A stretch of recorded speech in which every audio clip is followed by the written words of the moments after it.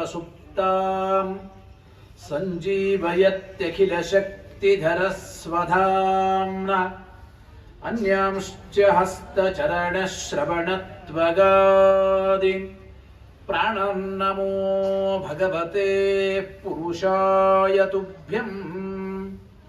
कलत्रं कमलायस्य पुत्रः कमलसम्भवः शिवाद्या सेवकास्तस्मै नमो विश्वकुटुम्बिने। षडाननं कुङ्कुमरक्तवर्णं महामतिं दिव्यमयूरवाहनं रुद्रस्य सूनुं सुरसैन्यनाथं गुहं सदा शरणमहं प्रपद्ये। सत्प्रमोदसमारम्भां टीकाकृत्पादमध्यमाम् श्रीमदाचार्यपर्यन्तां वन्दे गुरुपरम्पराम्।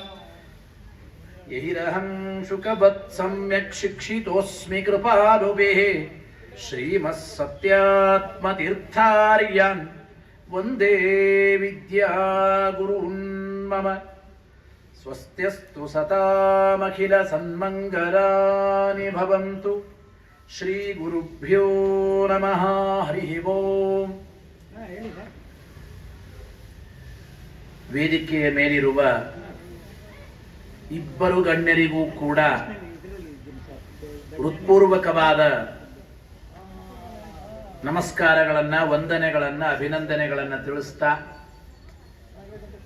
ವೇದಿಕೆಯ ಮುಂದೆ ಇರುವ ಎಲ್ಲ ಹಿರಿಯರಿಗೂ ಕೂಡ ವಂದನೆಗಳು, ಅಭಿನಂದನೆಗಳು. ಇವತ್ತು ನಿಜವಾಗಲೂ ಬಹಳ ಸಂತೋಷವಾಗ್ತಾ ಇದೆ. ನೀವೆಲ್ಲ ಇಷ್ಟು ಜನ ಸದ್ಭಕ್ತರು ಸೇರಿ ಆ ಸುಬ್ರಹ್ಮಣ್ಯನ ವಿಶೇಷವಾದ ಆರಾಧನೆಯಲ್ಲಿ ಭಾಗವಹಿಸುವುದು ನೋಡಿದ್ರೆ ನಿಜವಾಗಲೂ ನಮ್ಮ ಹಿಂದೂ ಸಮಾಜದಲ್ಲಿ ಇನ್ನು ಇಷ್ಟು ಧರ್ಮ ಜಾಗೃತಿ ಇಷ್ಟು ಉಳಿದಿದೆ ಆ ಎಲ್ಲ ಹಿರಿಯರ ಮುಖಾಂತರ ಅಂತ ನಿಜವಾಗ್ಲೂ ಬಹಳ ಸಂತೋಷವಾಗುತ್ತಾ ಇದೆ. ಸಾಮಾನ್ಯವಾಗಿ ಸುಬ್ರಹ್ಮಣ್ಯ ಷಷ್ಠಿ, ಚಂಪಾ ಷಷ್ಠಿ, ಸ್ಕಂದ ಷಷ್ಠಿ ಅಂತ ಕರೀತೇವೆ. ಇವತ್ತು ಸುಬ್ರಹ್ಮಣ್ಯನಿಗೆ ಅಭಿಷೇಕ, ಅರ್ಚನೆ, ಆಶ್ಲೇಷ, ಬಲಿ, ಹೋಮ ಹವನಗಳೆಲ್ಲವೂ ನಡೆಯುತ್ತದೆ. ಆದರೆ ನಿಜವಾಗಲೂ ಒಂದು ದೊಡ್ಡ ಸಂತೋಷದ ಸಂಗತಿ ಅಂದರೆ ಜ್ಞಾನಪೂರ್ವಕವಾಗಿ ಈ ಕಾರ್ಯಕ್ರಮ ಮಾಡತಕ್ಕಂಥದ್ದು ಬಹಳ ವಿಶೇಷ. ಶಾಸ್ತ್ರ, ಇತಿಹಾಸ, ಪುರಾಣಗಳಲ್ಲಿ ಹೇಳತಕ್ಕಂಥದ್ದು ಯಾವುದೇ ಒಂದು ಕಾರ್ಯಕ್ರಮ ನಾವು ಮಾಡಬೇಕಾದ್ರೆ ಅದು ಜ್ಞಾನಯಜ್ಞ ಪುರಸ್ಸರವಾಗಿ ಆ ಕಾರ್ಯಕ್ರಮ ನಡೆದಾಗ ಅದು ಪೂರ್ಣವಾಗುತ್ತದೆ ಅಂತ ಅರ್ಥ. ಜ್ಞಾನೇನೈವ ಪರಂಪದಂ. ಯಾತಕ್ಕೆ ಅಂದ್ರೆ ಈ ಸುಬ್ರಹ್ಮಣ್ಯ ಷಷ್ಠಿಯನ್ನ ಸ್ಕಂದ ಷಷ್ಠಿ, ಚಂಪಾ ಷಷ್ಠಿ ಅಂತೆಲ್ಲ ಕರೀತೇವೆ. ಯಾತಕ್ಕೆ ಮಾಡಬೇಕು, ಹೇಗೆ ಮಾಡಬೇಕು ತಿಳ್ಕೊಂಡು ಮಾಡಿದ್ರೆ ಪೂರ್ಣವಾದ ಫಲ ಬರತಕ್ಕಂಥದ್ದು. ಧರ್ಮಸ್ಯ ವಚನಂ ಶ್ರೇಯ ಧರ್ಮಜ್ಞಾನಂತು ದುಷ್ಕರಂ ಅಂತ ಒಂದು ಮಾತಿದೆ.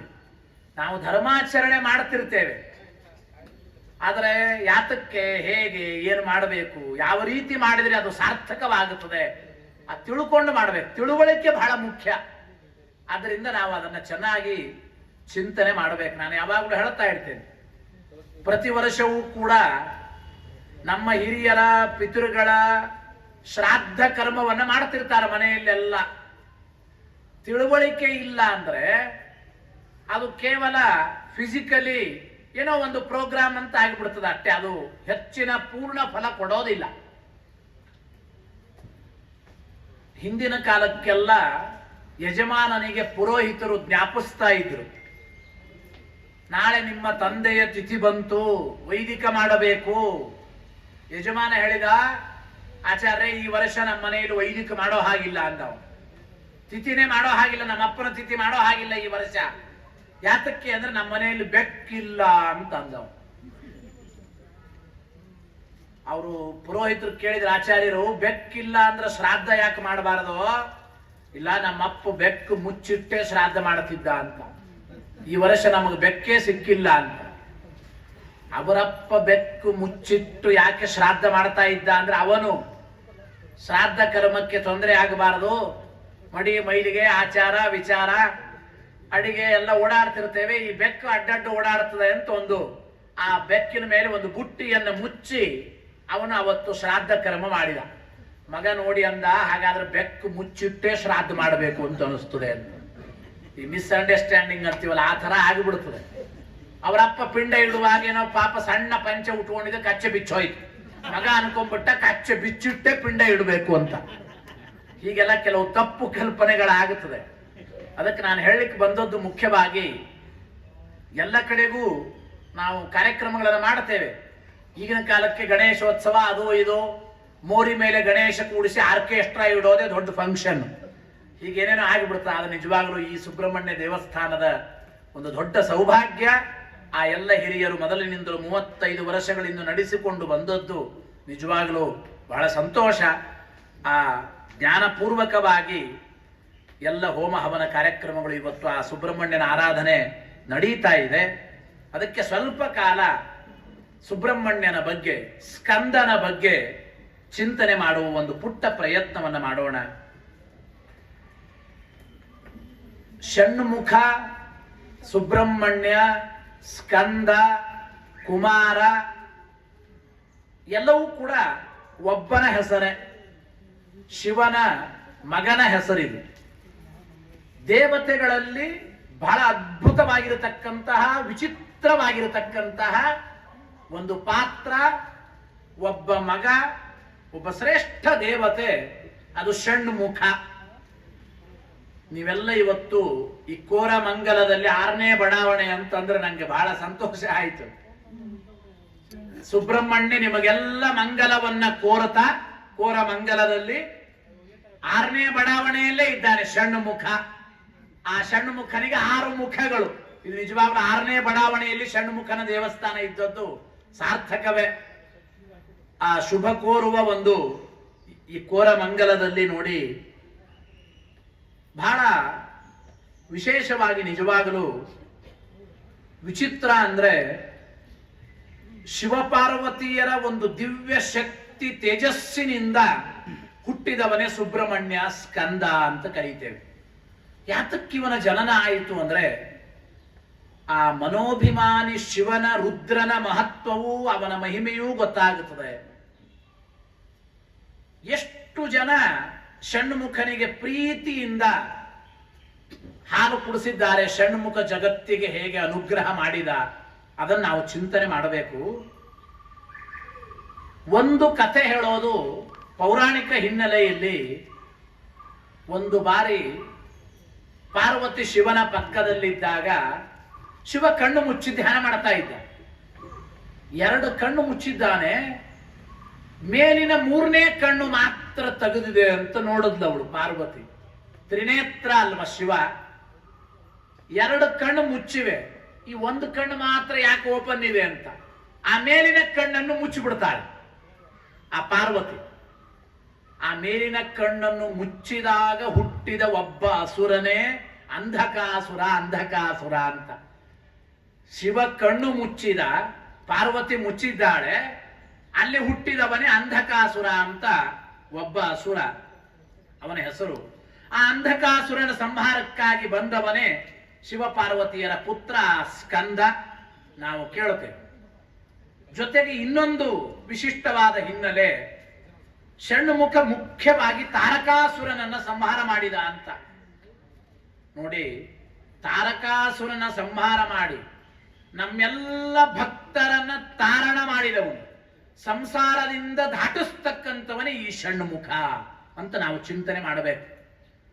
ಎಷ್ಟು ವಿಚಿತ್ರ ಅಂದ್ರೆ, ತಾರಕಾಸುರ ಬಹಳ ಘೋರವಾದ ತಪಸ್ಸು ಮಾಡಿದ್ದ. ಅವನು ಬ್ರಹ್ಮನನ್ನು ಕುರಿತು ತಪಸ್ಸು ಮಾಡಿದ, ಚತುರ್ಮುಖ ಬ್ರಹ್ಮನನ್ನು ಕುರಿತು. ಸಾಮಾನ್ಯವಾಗಿ ಅತಿ ಘೋರವಾದ ವಿಚಿತ್ರವಾದ ತಪಸ್ಸು ಮಾಡೋರು ಈ ದೇವತೆಗಳಕ್ಕಿಂತ ರಾಕ್ಷಸರು, ದೈತ್ಯರು, ಅಸುರರೇ ಬಹಳ ಬಹಳ ಘೋರವಾಗಿ ವಿಚಿತ್ರ ತಪಸ್ಸು ಮಾಡಿದ್ದ. ಹಿರಣ್ಯಕಶಿಪು, ಅನೇಕ ಜನರು ಕೂಡ ಆ ರೀತಿ. ಇವನು ತಪಸ್ಸು ಮಾಡಿ, ಸಾಮಾನ್ಯವಾಗಿ ದೈತ್ಯರಿಗೆಲ್ಲ ಒಂದು ಅಪೇಕ್ಷೆ, ಅಸುರರಿಗೆಲ್ಲ ನಾನು ಸಾಯಬಾರದು ಅಂತ. ಅವಧ್ಯತ್ವ ವರ ಅಂತ ಕರೀತಾರೆ ಅದನ್ನ ಶಾಸ್ತ್ರದಲ್ಲಿ. ಏನಾದ್ರೂ ಮಾಡಿ ನಾನು ಸಾಯಬಾರದು. ಎಲ್ಲಾ ಅಸುರರು ದೇವತೆಗಳು ಕೇಳೋದು ಇದೇನೆ, ಏನಾದ್ರೂ ನಾನು ಸಾಯಬಾರದು ಅಂತ. ಬ್ರಹ್ಮನಿಗೆ ಹಾಕಿ ಕೇಳಿದ್ರು. ಬ್ರಹ್ಮ ನಗತಾ ಹೇಳಿದ, ಜಾತಸ್ಯ ಹಿ ಧ್ರುವೋ ಮೃತ್ಯು ಧ್ರುವಂ ಜನ್ಮ ಮೃತಸ್ಯ ಚ. ಹುಟ್ಟಿದವರಿಗೆ ಸಾವು ನಿಶ್ಚಿತ, ಆದ್ರೂ ನೀನು ಸಾಯಬಾರದು ಅಂತ ಕೇಳ್ತಾ ಇದ್ದಿ. ಸ್ವಲ್ಪ ಏನಾದ್ರೂ ಆ ವರದಲ್ಲಿ ಚೇಂಜ್ ಮಾಡ್ಕೋಬೇಕು ಅಂದ. ಸಾಯೋದು ನಿಶ್ಚಿತನೇ, ಅದೇನು ಮಾಡ್ಲಿಕ್ಕೆ ಆಗಲ್ಲ. ಅವಧ್ಯತ್ವ ವರ ನಾನು ಯಾರಿಗೆ ಕೊಡ್ಲಿಕ್ಕೆ ಆಗೋದಿಲ್ಲ ಅಂದ್ರು. ವಿಚಿತ್ರ ತಪಸ್ಸು ಮಾಡಿದ್ದಾರೆ. ಅದಕ್ಕೆ ಅವನು ತಾರಕಾಸುರ ಯೋಚನೆ ಮಾಡಿದ, ಹಾಗಾದ್ರೆ ಏನ್ ಮಾಡ್ಬೇಕು? ಏನೋ ಮಾಡಿ ದೇವತೆಗಳು ಕೊಂದು ಬಿಡ್ತಾರೆ. ಪುಟ್ಟ ಮಗುವಿನಿಂದ ಸಾಯೋದಾದ್ರೆ ಬೇಕಾದ್ರೆ ಸಾಯಿಲಿ ಅಂದ ಅವನು. ಇನ್ಯಾರಿಂದಲೂ ಸಾಯಬಾರದು ಅಂತ. ಹುಟ್ಟಿದ 1 ವಾರದ ಒಳಗಿನ ಮಗು ಮಾತ್ರ ನನ್ನನ್ನು ಕೊಲ್ಲಬೇಕು, ಇನ್ಯಾರಿಂದಲೂ ನಾನು ಸಾಯಬಾರದು ಅಂತ. 8 ದಿವಸದ ಹುಟ್ಟಿದ 1 ವಾರದ ಮಗು, ಅದರಿಂದ ಮಾತ್ರ ಸಾವು ಬರಲಿ, ಇನ್ಯಾವುದರಿಂದಲೂ ಸಾವು ಬರಬಾರದು. ಆಗಲಿ ಬ್ರಹ್ಮದೇವರು ನಗತಾ ತಥಾಸ್ತು ಅಂದ್ರು. ಬ್ರಹ್ಮದೇವರಂದ್ರು, ನಮ್ದೆಲ್ಲ ತಥಾಸ್ತು ಡಿಪಾರ್ಟ್ಮೆಂಟ್ ಅಷ್ಟೇ. ಶಿವ, ರುದ್ರ, ಷಣ್ಮುಖ, ಇಂದ್ರ, ಅನೇಕ ದೇವತೆಗಳಿದ್ದಾರೆ. ಆಯಾ ಅಸುರರು ದೈತ್ಯರು ತಪಸ್ಸು ಮಾಡಿದಾಗೆ ತಥಾಸ್ತು ಅಂಬೋದಕ್ಕೆ ಅವರಿದ್ದದ್ದು. ಅವರಂದ ಮಾತೂ ಸತ್ಯವಾಗಬೇಕು, ದುಷ್ಟರ ಸಂಹಾರವಾಗಿ ಲೋಕ ಕಲ್ಯಾಣವೂ ಆಗಬೇಕು. ಅದು ಭಗವಂತನ ವ್ಯವಸ್ಥೆ ಮಾಡ್ತಾನೆ. ಹಿರಣ್ಯಕಶಿಪು ಕೇಳಿದ, ಎಷ್ಟು ವಿಚಿತ್ರ, ಒಳಗೆ ಸಾಯಬಾರದು, ಹೊರಗೆ ಸಾಯಬಾರದು, ರಾತ್ರಿ ಸಾಯಬಾರದು, ಹಗಲು ಸಾಯಬಾರದು, ಅಸ್ತ್ರ ಅಲ್ಲ, ಶಸ್ತ್ರ ಅಲ್ಲ, ಮನುಷ್ಯ ಅಲ್ಲ, ಪ್ರಾಣಿ ಅಲ್ಲ, ಎಷ್ಟು ವಿಚಿತ್ರ ಅಲ್ವಾ? ಕೊನೆಗೆ ಯೋಚನೆ ಮಾಡಿದವ, ಏನೋ ಮಾಡಿ ದೇವತೆಗಳು ನೀವು ಮುಗಿಸಿಬಿಡ್ತೀರಲ್ವಾ? ಬ್ರಹ್ಮ, ನೀ ಸೃಷ್ಟಿ ಮಾಡಿದ ಟೋಟಲ್ ಬ್ರಹ್ಮ ಸೃಷ್ಟಿಯಿಂದಲೇ ಸಾವು ಬರಬಾರದು ಅಂದ. ಬ್ರಹ್ಮದೇವರು ನಗತಾ ಶಭಾಷ್ ಅಂತ, ಎಷ್ಟು ಬುದ್ಧಿ ಉಪಯೋಗಿಸಿದ್ದು ಮಾರಾಯ, ಸಾಯಬಾರದು. ಭಕ್ತಿಯಿಂದ ಭಗವಂತನ ಆರಾಧನೆ ಮಾಡಿದ್ರೆ ಸಾಯದೇ ಇರುವ ಮೋಕ್ಷವೇ ನಿನಗೆ ಸಿಕ್ಕು ಬಿಡ್ತಾ ಇತ್ತು ಅಂತ. ಆದರೂ ತಥಾಸ್ತು ಅಂದ್ರು. ಒಳಗೂ ಅಲ್ಲ, ಹೊರಗೂ ಅಲ್ಲ, ವಸ್ತುದ ಮೇಲೆ. ಅಸ್ತ್ರ ಅಲ್ಲ, ಶಸ್ತ್ರ ಅಲ್ಲ, ಉಗುರಿನಿಂದ. ರಾತ್ರಿ ಅಲ್ಲ, ಹಗಲಲ್ಲ, ಸಂಧ್ಯಾ ಕಾಲದಲ್ಲಿ. ಮನುಷ್ಯ ಅಲ್ಲ, ಪ್ರಾಣಿ ಅಲ್ಲ, ಸ್ವಾಮಿ ನರಸಿಂಹನಾಗಿ ಬರಬೇಕಾಯಿತು. ಬ್ರಹ್ಮನ ವರವೂ ಸತ್ಯವಾಯಿತು, ಆ ಹಿರಣ್ಯಕಶಿಪುವಿನ ಸಂಹಾರವೂ ಆಗಿದೆ. ವಿಚಿತ್ರ ಅಂದ್ರೆ ಹಿರಣ್ಯಕಶಿಪುವಿಗೂ ಈ ಷಣ್ಮುಖನಿಗೂ ಒಂದು ಸಂಬಂಧ. ನಾ ಅಂಧಕಾಸುರ ಅಂತ ಕೇಳಿದಲ್ಲ, ಅಂಧಕಾಸುರ ಶಿವ ಪಾರ್ವತಿಯರಿಂದಲೇ ಹುಟ್ಟಿದವನು. ಪಾರ್ವತಿ ಶಿವನ ಕಣ್ಣು ಮುಚ್ಚಿದಾಗ ಕಥೆ ಕೇಳಿದಿವಲ್ವಾ? ಪಾರ್ವತಿಯಿಂದಲೇ ಹುಟ್ಟಿದ ಅಂಧಕಾಸುರ ಈ ಹಿರಣ್ಯಾಕ್ಷ ಇವನನ್ನು ದತ್ತು ತೆಗೆದುಕೊಳ್ತಾನಂತ ಪುರಾಣಗಳಲ್ಲಿ ಹೇಳ್ತಾರೆ. ಅಂದ್ರೆ ಹಿರಣ್ಯಕಶಿಪು ಹಿರಣ್ಯಾಕ್ಷರ ದತ್ತು ಪುತ್ರ. ಪಾರ್ವತಿಯನ್ನೇ ಬಯಸಿದ, ಆಮೇಲೆ ಅಮ್ಮನನ್ನೇ ಬಯಸಿದ. ಅದಕ್ಕೆ ಷಣ್ಮುಖ ಅವನನ್ನ ಸಂಹಾರ ಮಾಡಬೇಕಾಯಿತು. ನಮ್ಮ ಉತ್ತರ ಕರ್ನಾಟಕ ಕಡೆ ಎಲ್ಲ ಬೈತಿರ್ತಾರೆ ತಾಯಿ ಗಂಡ ಅಂತ. ಅಂದ್ರೆ ಆ ತಾಯಿ ಗಂಡ ಆಗುವ ದೊಡ್ಡ ದೌರ್ಭಾಗ್ಯವನ್ನ, ಅತಿ ಕೆಟ್ಟ ಉದ್ದೇಶವನ್ನ, ಆ ವಿಚಾರವನ್ನ ಮಾಡಿದ್ದಕ್ಕಾಗಿ ಆಮೇಲೆ ಶಿವ ತನ್ನ ಮಗ ಸ್ಕಂದನಿಂದ ಅವನನ್ನು ಸಂಹಾರ ಮಾಡಿಸಬೇಕಾಯಿತು ಅಂತ ಚರಿತ್ರೆಯಲ್ಲಿ ಕೇಳುತ್ತೇವೆ. ಹಾಗೆ ಇಲ್ಲಿ ನೋಡಿ, ವಿಚಿತ್ರ ವರ ಕೇಳಿಕೊಂಡವರಿದ್ದ. ಅತುಲ ಅಂತ ಒಬ್ಬ ರಾಕ್ಷಸ ಇದ್ದ. ಅವನು ಯೋಚನೆ ಮಾಡಿದ, ಏನು ಮಾಡಿ ಆದ್ರು ಒಟ್ಟು ಸಾಯಬಾರದು. ಏನ್ ಮಾಡ್ಬೇಕು? ಹಾಗಾದ್ರೆ ಅವನು ಬುದ್ಧಿವಂತಿಕೆ ಉಪಯೋಗಿಸಿದ. ನಿಮ್ಮ ದೇವರು ಯಾವತ್ತು ಸೋಲ್ತಾನೆ, ನಾನು ಅವತ್ತು ಸಾಯಲಿ ಅಂದ. ಅಂದ್ರೆ ದೇವರು ಸೋಲೋದಿಲ್ಲ ಅಂತ ಅವನಿಗೂ ಗ್ಯಾರಂಟಿ ಇತ್ತು.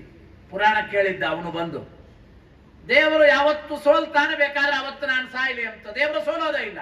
ಅದಕ್ಕೆ ನೋಡಿ ಭಗವಂತ ಸಾಕ್ಷಾತ್ ಪರಶುರಾಮ ರೂಪಿ ಪರಮಾತ್ಮ ತಾನೇ ತನ್ನ ಇನ್ನೊಂದು ರೂಪಕ್ಕೆ ರಾಮಚಂದ್ರನಿಗೆ ಸೋತಂತೆ ನಾಟಕವಾಡಿ ರಾಮ ಬಾಣ ಬಿಟ್ಟಾಗ ಪರಶುರಾಮ ದೇವರ ನಾಭಿ ಒಳಗೆ, ಪರಶುರಾಮ ದೇವರ ಹೊಟ್ಟೆ ಒಳಗೆ ಹೋಗಿ ಕೂತಿದ್ದಾನಂತೆ ಅತುಲ. ಇಡೀ ಜಗತ್ತನ್ನು ವ್ಯಾಪಿಸಿದ ರಾಕ್ಷಸ ಅವನು, ಸಾಮಾನ್ಯ ಅಲ್ಲ, ಮಹಾಪರಾಕ್ರಮಿ. ರಾಮ ಬಾಣ ಬರ್ತಾ ಇದೆ, ಹೊರಗೆ ಬಾ ಅಂದ್ರು ಪರಶುರಾಮ ದೇವರು. ಗಾಬರಿಯಾಗಿ ಹೊರಗೆ ಬಂದ, ರಾಮ ಬಾಣದಿಂದ ಸ್ಪರ್ಶವಾಗಿ ಸುಟ್ಟು ಭಸ್ಮನಾಗಿದ್ದಾನೆ ಅತುಲ ಅಂತ. ಹೀಗೆ ವಿಚಿತ್ರ ವರ ಕೇಳಿಕೊಂಡವರಿದ್ದಾರೆ. ಹಾಗೆ ಈ ಷಣ್ಮುಖನಿಂದ ಸಂಹೃತನಾಗುವ ತಾರಕಾಸುರ 1 ವಾರದ ಒಳಗಿನ ಮಗುವಿನಿಂದ ನನಗೆ ಸಾವು ಬರಲಿ, ಇನ್ಯಾರಿಂದಲೂ ಸಾವು ಬರಬಾರದು ಹಾಗೆ ಕೇಳಿಕೊಂಡು. ಈ ಶ್ರೀನಿವಾಸ ಕಲ್ಯಾಣದಲ್ಲಿ ಬರುತ್ತದೆ ಒಬ್ಬ ಅಸುರ, ವೃಷಭಾಸುರ ಅಂತ. ಬಹಳ ಘೋರವಾದ ತಪಸ್ಸು ಮಾಡಿ ಏನ್ ಬೇಕು ವರ? ಸ್ವಾಮಿ ನಿನ್ನ ದಶಾವತಾರದ ಮಹಿಮೆ ಎಲ್ಲ ಕೇಳಿದ್ದೇನೆ. ದೇವರಿಗೆ ಕೇಳಿದ ಅವನು ವೃಷಭಾಸುರ. 1 ಅವರ್ ನಿನ್ ಜೊತೆ ಫೈಟಿಂಗ್ ಆಡಬೇಕು ಅಂದ ಅವನು. ಪರಾಕ್ರಮ ಎಲ್ಲ ಕೇಳಿ, ದೇವರ ಪರಾಕ್ರಮ, ನಿನ್ ಜೊತೆ ನಾನು 1 ಅವರ್ ಯುದ್ಧ ಆಡ್ಬೇಕು. ಯತ್ಕೃತಂ ಶ್ರೀನಿವಾಸೇನ ತತ್ಕೃತಂ ವೃಷಭೇಣ ಚ. ಶ್ರೀನಿವಾಸ ದೇವರು ಏನು ಮಾಡಿ ತೋರಿಸ್ತಾರ ಹಾಗೇ ಮಾಡಿದ್ದಾನಂತ ವೃಷಭಾಸುರ ನೋಡಿ. ಆಮೇಲೆ ಸುದರ್ಶನ ಚಕ್ರದಿಂದ ಭಗವಂತ ಅವನನ್ನು ಸಂಹಾರ ಮಾಡಿದ. ಅದಕ್ಕೆ ಕೃತಯುಗದಲ್ಲಿ ಆ ತಿರುಮಲ ತಿರುಪತಿಯ ಬೆಟ್ಟಕ್ಕೆ ವೃಷಭಾಚಲ ಅಂತ ಹೆಸರು ಬಂತು ಅಂತ ಭವಿಷ್ಯೋತ್ತರ ಪುರಾಣದಲ್ಲಿ ಕೇಳುತ್ತೇವೆ. ಹೀಗೆ ವಿಚಿತ್ರ ವಿಚಿತ್ರ ತಪಸ್ಸು ಮಾಡಿದವರಿದ್ದಾರೆ. ಇಬ್ಬರು ಪ್ರೀತಿಯ ಸ್ನೇಹಿತರು ತಪಸ್ಸು ಮಾಡಿದರು. ಬಹಳ ಘೋರವಾದ ತಪಸ್ಸು ಮಾಡಿದರು. ಬ್ರಹ್ಮದೇವರು ಬಂದರು. ಒಬ್ಬನ ಹತ್ರ ಬಂದು ನಿನಗೇನ್ ಬೇಕಪ್ಪ ಅಂತ ಕೇಳಿದ್ರು. ಸ್ವಾಮಿ ನನಗೇನ್ ಬೇಡ, ಪಕ್ಕದಲ್ಲಿದ್ದವನು ಏನ್ ಕೇಳುತ್ತಾನೆ ಅದ್ರ ಡಬಲ್ ಆಗ್ಲಿ ಸಾಕು ಅಂದವ. ಬ್ರಹ್ಮದೇವರು ಅವನ ಹತ್ರ ಹೋಗಿ ಕೇಳಿದ್ರು, ನಿನಗೇನ್ ಬೇಕಪ್ಪ? ನನಗೇನ್ ಬೇಕು ಆಮೇಲೆ ಹೇಳ್ತೇನೆ ಸ್ವಾಮಿ, ಅವನೇನ್ ಕೇಳಿದ್ದಾನೆ ಮೊದಲು ಹೇಳ್ರಿ ಅಂತ. ಇಲ್ಲ ನಿನಗೇನ್ ಬೇಕು ಅಂದ್ರೆ, ಇಲ್ಲ ಅವನು ಏನ್ ಕೇಳಿದ್ದಾನೆ ಹೇಳ್ರಿ ಅಂತ. ಏನಿಲ್ಲ ಮಹಾರಾಯ, ನೀ ಏನ್ ಕೇಳ್ತೀಯೋ ಅವನಿಗೆ ಡಬಲ್ ಆಗುತ್ತದೆ ಅಂತ. ಅದೇ ವರ ಕೇಳಿದ್ದ. ಇವನು ಯೋಚನೆ ಮಾಡಿದ, ಹಾಗ ನನಗೆ ಏನ್ ಕೇಳಿದ್ರು ಅವನಿಗೆ ಡಬಲ್ ಆಗುತ್ತದಲ್ವಾ? ನಾನು 1 ಕೋಟಿ ಕೇಳಿದ್ರೆ 2 ಕೋಟಿ, 1 ಮನೆ ಕೇಳಿದ್ರೆ 2 ಮನೆ ಅವನಿಗೆ, ನಾನು 1 ಹೆಂಡತಿ ಅಂದ್ರೆ 2 ಹೆಂಡತಿ ಅವನಿಗೆ. ಏನ್ ಮಾಡ್ಬೇಕಾಗಾರೆ? ಇವನು ಯೋಚನೆ ಮಾಡಿದ, ನೋಡಿ ನಂದೊಂದು ಕಣ್ಣು ಹೋಗ್ಲಿ, 1 ಕಿವಿ ಹೋಗ್ಲಿ, 1 ಕೈ ಹೋಗ್ಲಿ, 1 ಕಾಲು ಹೋಗ್ಲಿ ಅಂತ ಇವಂದು 2 ಹೋಯ್ತು. ಕಷ್ಟಪಟ್ಟು ತಪಸ್ಸು ಮಾಡಿ ಉದ್ದೇಶ ಸರಿಯಾಗಿಲ್ಲ ಅಂದ್ರೆ ಮನುಷ್ಯ ಮಾಡಿದ ಸಾಧನೆ ವ್ಯರ್ಥವಾಗಿ ಕಳ್ಕೊಂಡ್ಬಿಡ್ತಾನೆ, ಹಾಳಾಗಿ ಹೋಗ್ತಾನೆ. ಆ ನಿಟ್ಟಿನಲ್ಲಿ ಲೋಕ ಕಂಟಕರಾಗಿ ಸರಿಯಾದ ಉದ್ದೇಶ ಇಲ್ಲ ಅಂದ್ರೆ ಆ ಲೋಕ ಕಲ್ಯಾಣಕ್ಕಾಗಿ ಭಗವಂತ ದೇವತೆಗಳ ಮುಖಾಂತರ ಸ್ವಯಂ ತಾನೇ ಅನೇಕ ರೂಪಗಳನ್ನ ತೆಗೆದುಕೊಂಡು ಬಂದು ರಾಕ್ಷಸರ ಸಂಹಾರ ಮಾಡಿದ್ದನ್ನು ನಾವು ನೋಡ್ತೇವೆ. ಹಾಗೆ ಇಲ್ಲಿ ತಾರಕಾಸುರ ವರ ಪಡೆದ ಬ್ರಹ್ಮದೇವರಿಂದ 1 ವಾರದ ಒಳಗಿನ ಮಗುವಿನಿಂದಲೇ ನನಗೆ ಸಾವು ಬರಬೇಕು ಅಂತ.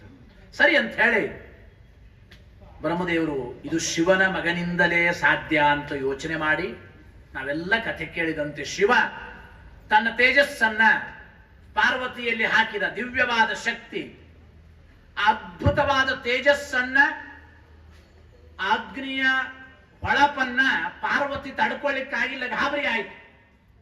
ಇಂದ್ರಾದಿ ದೇವತೆಗಳು ಅಗ್ನಿಯಲ್ಲಿ ಹಾಕಿಬಿಟ್ಟು ಆ ತೇಜಸ್ಸನ್ನು, ಅಗ್ನಿಗೂ ತಡ್ಕೊಳ್ಳಿಕ್ಕಾಗಿಲ್ಲ. ಅಗ್ನಿ ಗಂಗೆಯಲ್ಲಿ ಹಾಕಿದ್ದಾಳಂತ ಆ ಶಿವನ ತೇಜಸ್ಸನ್ನ. ಗಂಗೆ ಏನ್ ಮಾಡಿದ್ಲು? ಒಂದು ಶರ, ದರ್ಭದ ಹುಲ್ಲು, ಒಂದು ಹುಲ್ಲಿನ ಮೇಲೆ ಆ ಶಿವನ ತೇಜಸ್ಸು ಹಾಕಿದ್ದಾಳೆ. ಅಲ್ಲಿ ಹುಟ್ಟಿದವನೇ ಷಣ್ಮುಖ. ಮಗು ಹುಟ್ಟಿತು, ಯಾರು ಹಾಲು ಕುಡಿಸ್ಬೇಕು? ಈ ನಕ್ಷತ್ರಾಭಿಮಾನಿ ದೇವತೆಗಳು ಅಂತಿದ್ದಾರೆ. ಕೃತ್ತಿಕಾ ಮೊದಲಾದವರು 6 ಜನ, ಕೃತ್ತಿಕೆ ಮೊದಲಾದ ದೇವತೆಗಳೆಲ್ಲ ಅವನಿಗೆ ಹಾಲು ಕುಡಿಸಿದರು. ಕಾರ್ತಿಕೇಯ ಅಂತ ಪ್ರಸಿದ್ಧಿ ಆಯಿತು. ಅದಕ್ಕೇನೆ ನೋಡಿ, ಶಿವನ ಮಗ, ಪಾರ್ವತಿಯ ಕುಮಾರ, ಗಂಗಾ ಕುಮಾರ, ಅದಕ್ಕೆ ಕುಮಾರ ಕುಮಾರ ಅಂತ ಒಂದು ಹೆಸರು. ವಿಶೇಷವಾಗಿ ಗಂಗೆ ಆ ಹುಲ್ಲಿನ ಶರ ಅಂತ ಕರೀತಾರೆ. ಆ ಹುಲ್ಲಿನ ಹಾಸಿಗೆ ಮೇಲೆ ಹಾಕಿದ್ದಕ್ಕೆ ಶಿವನ ತೇಜಸ್ಸನ್ನ ಶರದ ಮೇಲೆ ಶರವಣ್ಣ ಅಂತ ಹೆಸರು. ಈ ಶರವಣ್ಣ ಅಂತ ಬಹಳ ಫೇಮಸ್ ಇದ್ದಾರೆ. ಅದು ಅಂದ್ರೆ ಕುಮಾರನ ಹೆಸರೇನೆ. ಆ ರೀತಿ ನಾವು ಅಲ್ಲಿ ಚಿಂತನೆ ಮಾಡಬೇಕು. ವಿಶೇಷವಾಗಿ ಪಾರ್ವತಿಯ ಮಗನಾಗಿ ಸ್ಕಂದ, ಗಂಗೆಯ ಮಗನಾಗಿ ಕುಮಾರ.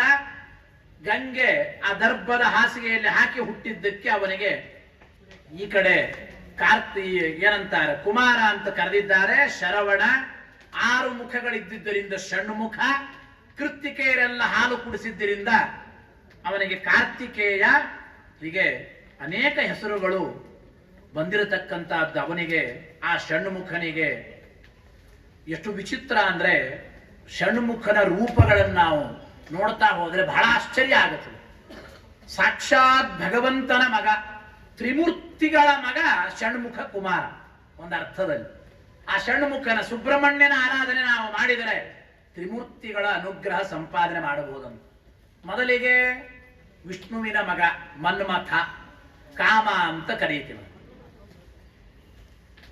ವಿಶೇಷವಾಗಿ ಅವನನ್ನ ಕಾಮ ಅಂತ ನಾವು ಕರೀತೇವೆ, ಹೌದೋ ಇಲ್ಲೋ ಆ ರೀತಿ. ಅನಂತರ ಬ್ರಹ್ಮನ ಮಗ ಸನತ್ ಕುಮಾರ ಅಂತ ಕರೀತಾರೆ. ಈ ಕಾಮನೆ ಎರಡನೇ ಅವತಾರ ಸನತ್ ಕುಮಾರ. ಶಿವನ ಮಗನಾಗಿ ಷಣ್ಮುಖನಾದ. ನೋಡಿ, ಮನ್ಮಥ, ಸನತ್ ಕುಮಾರ, ಷಣ್ಮುಖ, ತ್ರಿಮೂರ್ತಿಗಳ ಮಗ ಇವನು. ಜೊತೆಗೆ ವಿಚಿತ್ರ ಅಂದ್ರೆ ರಾಮಾಯಣ ಮಹಾಭಾರತ ಎರಡು ಕಡೆನೂ ಈ ಸ್ಕಂದನ ಷಣ್ಮುಖನ ಅವತಾರ ಇದೆ. ರಾಮಾಯಣದಲ್ಲಿ ರಾಮನ ತಮ್ಮ ಭರತನಾಗಿ ಹುಟ್ಟಿದವನು ಯಾರು ಗೊತ್ತಾ? ಈ ಕಾಮ ಷಣ್ಮುಖ ಅಂದ್ರೆ ಭಗವಂತನ ಚಕ್ರಕ್ಕೆ, ಸುದರ್ಶನ ಚಕ್ರಕ್ಕೆ ಅಭಿಮಾನಿಯಾದ ದೇವತೆ, ರಾಮನ ಪ್ರೀತಿಯ ತಮ್ಮ.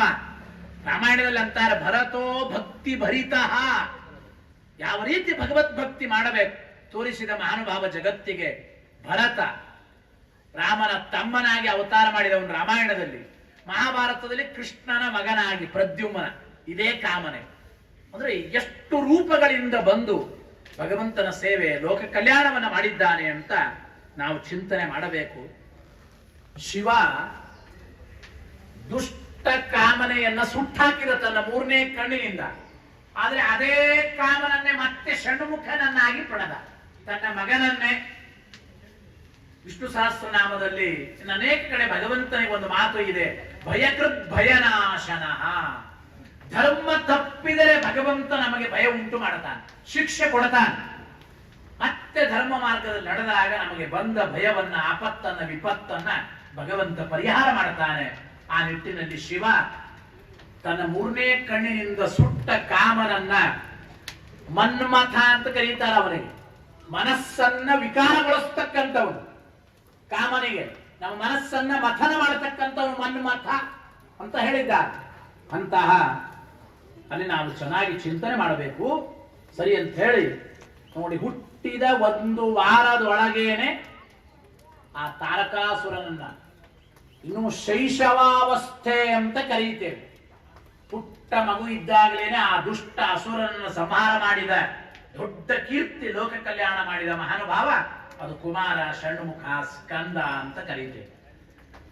ಅಂದ್ರೆ ಷಣ್ಮುಖನ ಅವನ ಮಹಿಮೆ, ಅವನ ಪ್ರವೃತ್ತಿಯಿಂದ ಅನೇಕ ತತ್ವ ಸಂದೇಶಗಳನ್ನು ನಾವು ಚಿಂತನೆ ಮಾಡಬೇಕು. ಪುಟ್ಟ ವಯಸ್ಸಿನಲ್ಲಿ ದೊಡ್ಡ ಕಾರ್ಯ ಮಾಡಿದವನು, ಲೋಕೋದ್ಧಾರದ ಕಾರ್ಯ. ಆ ಲೋಕ ಕಂಟಕನಾದ ತಾರಕಾಸುರನ ಸಂಹಾರ ಮಾಡಿ ಲೋಕೋದ್ಧಾರ ಮಾಡಿದ, ಲೋಕ ಕಲ್ಯಾಣ ಮಾಡಿದ. ಅದಕ್ಕೆ ಒಂದು ಮಾತು ಚಿಂತನೆ ಮಾಡಬೇಕು. ನಾವು ಪುಟ್ಟ ವಯಸ್ಸಿದ್ದಾಗಲೇನೆ ಧರ್ಮ ಕಾರ್ಯ ಮಾಡಬೇಕು. ಭಗವಂತನ ಪೂಜೆ, ಧರ್ಮಾರಾಧನೆ, ಧರ್ಮಾಚರಣೆ. ಪ್ರಹ್ಲಾದರಾಜರು ಭಾಗವತದಲ್ಲಿ ಮಾತಾಡ್ತಾರೆ, ಕೌಮಾರೇ ಆಚರೇತ್ ಪ್ರಾಜ್ಞ ಧರ್ಮಾನ್ ಭಗವತಾನಿಹ. ನಾವೆಲ್ಲ ಅಂತಿರ್ತೇವೆ, ಅಯ್ಯೋ ವಯಸ್ಸಾದ್ಮೇಲೆ ಮಾಡಿದ್ರಾಯ್ತ್ರಿ, ದಾನ ಧರ್ಮ, ಪುರಾಣ, ಪುಣ್ಯಕಥೆ, ಗುಡಿ ಗುಂಡಾರ, ಮಠ ಮಂದಿರಗಳಿಗೆಲ್ಲ ರಿಟೈರ್ಡ್ ಆದ್ಮೇಲೆ, ವಯಸ್ಸಾದ್ಮೇಲೆ ಇನ್ನೇನ್ ಮನೆಯಲ್ಲಿ ಏನ್ ಕೆಲಸ ಇಲ್ಲ, ಪಾಪ ಮೂಲೆಯಲ್ಲಿ ವೇಸ್ಟ್ ಬಾಡಿ ಅಂತ ಕೂತ ಮೇಲೆ ಹೋಗೋದು ಅಂತ. ಹಾಗಲ್ಲ. ಕೌಮಾರೇ ಆಚರೇತ್ ಪ್ರಾಜ್ಞ. ಷಣ್ಮುಖ ಸ್ಕಂದ ಸುಬ್ರಹ್ಮಣ್ಯ ನಮಗೆ ತಿಳಿಸ್ತಾನೆ. ಸುಬ್ರಾಯ ಷಷ್ಠಿ ಎಂದು ಪ್ರಸಿದ್ಧಿ. ಯಾತಕ್ಕೆ ಗೊತ್ತಾ? ಶುಭಕಾಯ, ಅದು ಸುಬ್ರಾಯ ಅಂತ ಆಗಿದೆ. ಶುಭಕಾಯ, ಪರಮ ಮಂಗಲಮಯವಾದ ಶರೀರವುಳ್ಳವನು ಮಹಾನುಭಾವ. ಶುಭಕಾಯ, ಅದು ಸುಬ್ರಾಯ, ಸುಬ್ರಾಯ ಅಂತ ಪ್ರಸಿದ್ಧವಾದದ್ದು. ಅದು ಅಂದ್ರೆ ಸ್ವಲ್ಪ ವಿಕೃತವಾಗಿ ಹಾಗೆ ಹೆಸರು ಬಂದಿದೆ, ಸುಬ್ರಾಯ ಶಕ್ತಿ ಅಂತ. ಅಂದ್ರೆ ಪುಟ್ಟ ವಯಸ್ಸಿನಲ್ಲಿ ಆ ದೊಡ್ಡ ದುಷ್ಟರ ನಿಗ್ರಹ, ತಾರಕಾಸುರನ ಸಂಹಾರ ಮಾಡಿದಲ್ಲ, ಶಕ್ತಿ ಇದ್ದಾಗ, ಬುದ್ಧಿ ಇದ್ದಾಗ ಪ್ರಯತ್ನ ಪೂರ್ವಕವಾಗಿ ಧರ್ಮ ಕಾರ್ಯ ಮಾಡು, ಅಧರ್ಮವನ್ನು ಪ್ರತಿಭಟಿಸು ಎಂಬ ಮಾತನ್ನು ನಮಗೆ ಷಣ್ಮುಖ ತಿಳಿಸಿಕೊಡ್ತಾನೆ ಅಂತ ಚಿಂತನೆ ಮಾಡ್ಬೇಕು. ನಾಳೆ ಮಾಡಿದ್ರಾಯ್ತು, ನಾಡ್ದು ಮಾಡಿದ್ರಾಯ್ತು, ನಾಳೆ ಅಂದವ್ರ ಮನೆ ಹಾಳು ಅಂತ ಕನ್ನಡದಲ್ಲಿ ಅಂತ. ದಾಸರು ಒಂದು ಮಾತಾಡ್ತಾರೆ, ಈ ಪುರಾಣ, ಪುಣ್ಯಕಥೆ, ಪ್ರವಚನ, ಕೆಲವರೆಲ್ಲ ಬಹಳ ಚೆನ್ನಾಗಿ ಬುದ್ಧಿವಂತರು. ಭಾಗವತ ಎಲ್ಲ ಕೆಲವು ಕೇಳಿರ್ತಾರಲ್ಲ ಆಚಾರ್ಯರೇ, ಯಾತಕ್ಕೆ ಯೋಚನೆ ಮಾಡಿ ಪುರಾಣ, ಪುಣ್ಯಕಥೆ ಇದೆಲ್ಲ ಕೇಳೋದು? ನಿಮ್ ಪರೀಕ್ಷಿತ ರಾಜ ಯಾವಾಗ ಕೇಳಿದ್ದು ಭಾಗವತ? Last 7 days. ಶೃಂಗಿ ಎಂಬ ಋಷಿಯಿಂದ 7 ದಿವಸದಲ್ಲಿ ತಕ್ಷಕ ಕಚ್ಚಿ ಸಾಯಲಿ ಅಂತ ಶಾಪ ಆಯಿತು.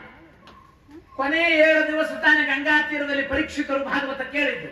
ನಾವು ಕೊನೆ ಲಾಸ್ಟ್ ರಿಟೈರ್ಡ್ ಲೈಫ್ ಎಲ್ಲ ಕೇಳೋದ್ರಾಯ್ತು. ಭಾಗವತ, ಪುರಾಣ, ಪುಣ್ಯಕಥೆ ಇದೆಲ್ಲ ಧರ್ಮ ಕಾರ್ಯ ಕೊನೆಗೆ ಮಾಡೋದ್ರಾಯ್ತು. ನಿನಗೆ ಯಾವುದು ಕೊನೆ ಅಂದ್ರು ಶಾಸ್ತ್ರಕಾರ. ಪರೀಕ್ಷಿತರಿಗೆ 7 ದಿವಸ ಗ್ಯಾರಂಟಿ ಇತ್ತು. ಖಟ್ವಾಂಗ ಮಹಾರಾಜ ಅಂತ 2 ಮುಹೂರ್ತದಲ್ಲಿ ಸಾಧನೆ ಮಾಡಿದ. ನಮಗೆ 7 ದಿವಸ ಅಲ್ಲ, 7 ಗಂಟೆ ಅಲ್ಲ 7 ನಿಮಿಷವೂ ಗ್ಯಾರಂಟಿ ಇಲ್ಲ. ಪರೀಕ್ಷಿತನ ಪರಿಸ್ಥಿತಿ ಪ್ರತಿ ಕ್ಷಣಕ್ಕೆ ಇದೆ. ಕೋವಿಡ್ ಬಂದೋಯ್ತು ಪಾಪ, ಎಷ್ಟು ಜನ ಬೇಕಾದವರು ಹೋದರು. ಅತ್ಯಂತ ಆರಾಮಾಗಿದ್ದವರು ಆರಾಮಾಗಿ ಸೋಫಾ ಮೇಲೆ ಕಾಫಿ ಕುಡಿತಾ ಕೂತಿದ್ರ ಆಚಾರ್ಯ, ಏನಾಯ್ತೋ ಗೊತ್ತಿಲ್ಲ, ಒಮ್ಮೆಲೆಗೆ ಮ್ಯಾಸಿವ್ ಹಾರ್ಟ್ ಅಟ್ಯಾಕ್ ಏನೇನೋ ಅಂತೇವೆ ನಾವು, ಒಂದೊಂದು ಹೆಸರು ಇಡುತ್ತಾರೆ ಅದಕ್ಕೆ. ಅವನ ಕರ್ಮ ಮುಗಿಯಿತು, ಅವನ ಆಯುಷ್ಯ ಮುಗಿಯಿತು, ಹೋಗ್ಬೇಕಷ್ಟೇ, ಯಾರೋ ಬರುವರು ನಿನ್ನ ಹಿಂದೆ ಅಂತ ದಾಸರಂತಾರೋ ಇಲ್ಲ. ಹಾಗೆ ಪರೀಕ್ಷಿತನ ಪರಿಸ್ಥಿತಿ ಪ್ರತಿ ಕ್ಷಣಕ್ಕೆ ಇದೆ. ಪ್ರತಿ ಕ್ಷಣ ನಾವು ಆ ಭಗವಂತನ ಚಿಂತನೆ, ಆರಾಧನೆ, ಆ ಭಗವಂತನ ಉಪಕಾರ ಸ್ಮರಣೆಯನ್ನ ನಿತ್ಯ ನಿರಂತರವಾಗಿ ಮಾಡಬೇಕು ಅಂತ ತಿಳಿಸಿಕೊಡ್ತಾರೆ.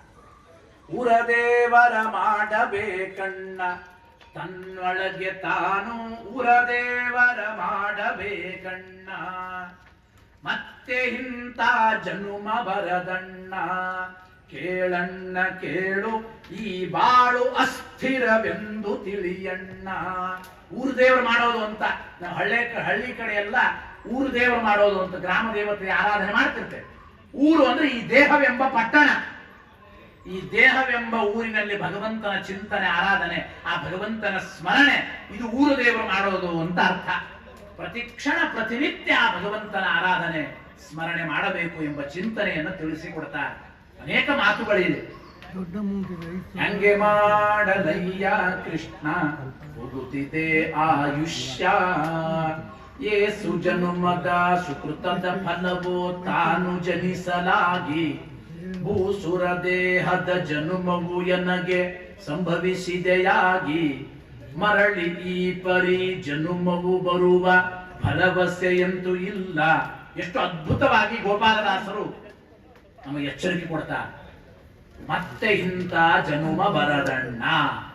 ಕೆಲವರೆಲ್ಲ ಅಂತಾರೆ ಆಚಾರ್ಯ, ಇನ್ನೂ ಬೇಕಾದಷ್ಟು ಜನ್ಮ ಇದೆ ಅಂತ ನೀವೇ ಹೇಳ್ತೀರಿ. 84 ಲಕ್ಷ ಜೀವರಾಶಿಯನ್ನು ದಾಟಿ ಬಂದ ಈ ಶರೀರ ಮುಂದಿನ ಜನ್ಮಕ್ಕೆ, ಅದರ ಮುಂದಿನ ಜನ್ಮಕ್ಕೆ ಧರ್ಮ ಸಾಧನೆ ಮಾಡಲಾಯ್ತು. ಮುಂದಿನ ಜನ್ಮಕ್ಕೆ ಮಾನವನಾಗಿ ಮನುಷ್ಯನಾಗಿ ಹುಟ್ಟುತ್ತಿ ಅಂತ ಗ್ಯಾರಂಟಿ ಏನು? ನಾಯಿ ನರಿ ಹಂದಿಯಾಗಿ ಹುಟ್ಟಿ ಬಿಡ್ತಿ ಅಷ್ಟೇ.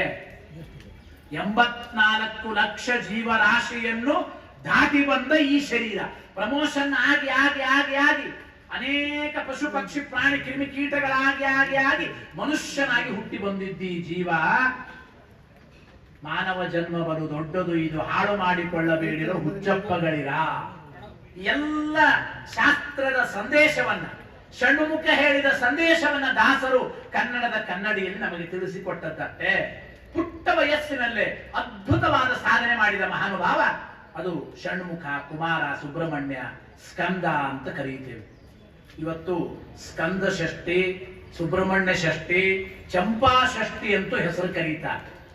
ನೋಡಿ, ವಿಶಾಖ ನಕ್ಷತ್ರ ಸೇರಿದ್ರೆ ಅಥವಾ ಭಾನುವಾರ ಬಂದ್ರೆ ಅಥವಾ ಮಂಗಳವಾರ ಬಂದ್ರೆ, ಇವತ್ತು ಮಂಗಳವಾರ ಇದೆ, ಮಂಗಳವಾರ ಅದು ಷಷ್ಠಿ ತಿಥಿ ಬಂದ್ರೆ ಚಂಪಾ ಷಷ್ಠಿ ಅಂತೂ ಪ್ರಸಿದ್ಧಿ ವಿಶೇಷವಾಗಿ. ಆದ್ದರಿಂದ ಆ ಷಣ್ಮುಖನ ಸುಬ್ರಹ್ಮಣ್ಯನ ವಿಶೇಷವಾದ ಅನುಗ್ರಹದಿಂದ ನಮಗೂ ಕೂಡ ಧರ್ಮ ಬುದ್ಧಿ ಬರಲಿ ಅಂತ ನಾವು ಚಿಂತನೆ ಮಾಡಬೇಕು ವಿಶೇಷವಾಗಿ.